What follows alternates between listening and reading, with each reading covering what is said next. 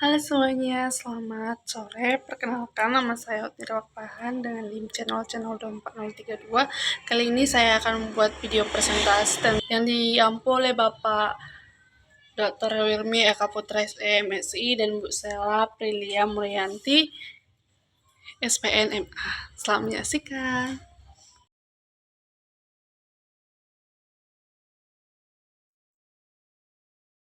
Guys, hukum perdagangan internasional. Hukum perdagangan internasional adalah sekumpulan aturan yang mengatur hubungan komersial lintas batas negara, baik bersifat publik maupun privat, untuk menciptakan keadilan dan kepastian ekonomi.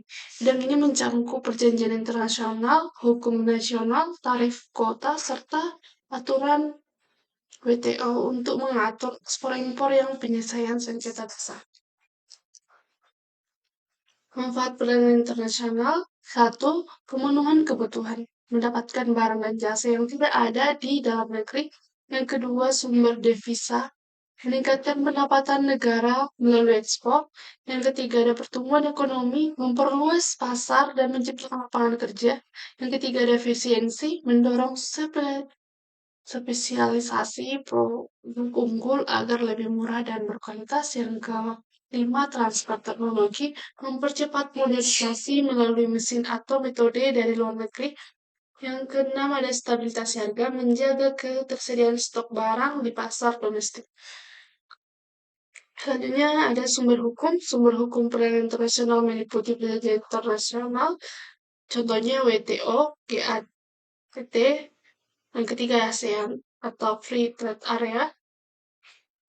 Yang kedua, ada kebiasaan internasional. Praktik ini dilakukan terus-menerus untuk menerima sebagai hukum. Ketiga, ada prinsip umum hukum, yaitu asas kebebasan berkontrak, asas pasca sekali sepadan atau perjanjian harus dipenuhi. Ketiga, ada hukum nasional. Setiap negara punya aturan ekspor impor sendiri.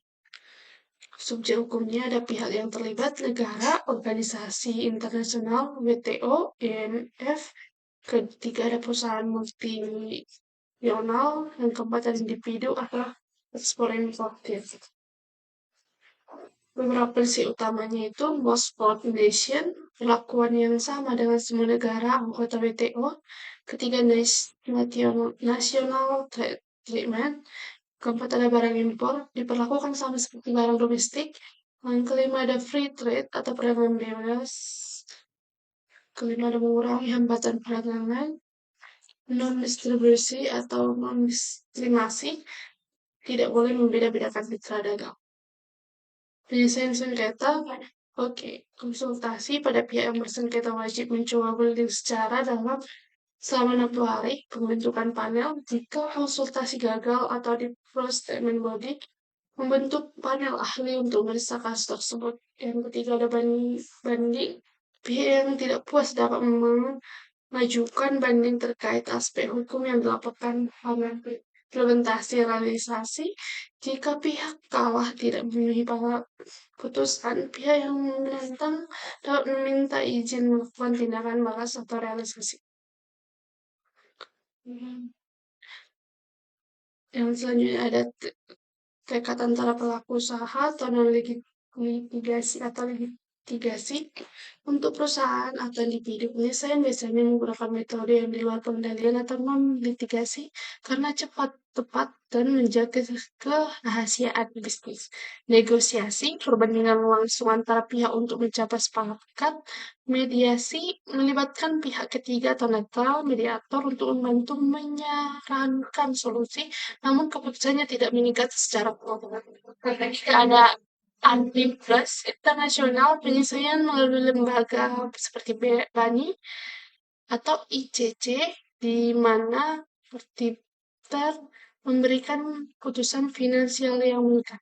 Yang keempat, ada litigasi melalui pengendalian negeri salah satu pihak, namun sering dihindari dalam perdagangan internasional karena kerumitan hukum lintas negara.